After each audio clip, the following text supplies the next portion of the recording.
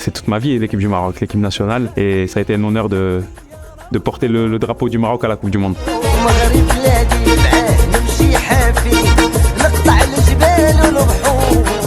Que ce soit dans tous les pays arabes, que je vois en Arabie Saoudite, au Qatar, Irak, les pays du Maghreb, Maroc, Algérie, Tunisie, Égypte.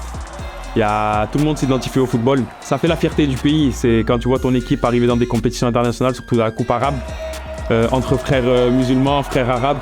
Il y a pas une rivalité, mais il y a une fierté de montrer qui est le meilleur.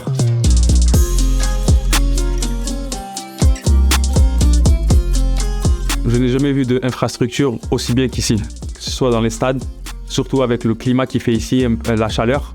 Il y a des stades qui sont climatisés. Quand tu rentres sur le terrain, que tu es à l'extérieur et que tu rentres dans le stade, tu dis on est dans deux endroits différents. L'état des pelouses avec cette chaleur, je ne sais pas comment ils font pour les garder aussi nettes, mais c'est un travail exceptionnel. Donc on ne peut que féliciter du travail qu'ils ont accompli ici. Pour moi, c'est encore mieux parce que les peuples arabes c'est assez fraternel. Mais il y a aussi cette fierté, et c'est ce qui fait le charme du football arabe. C'est cette fierté où tu joues avec la rage au ventre, et tu sais que tu as les supporters qui ont de 5 ans à 99 ans, 100 ans.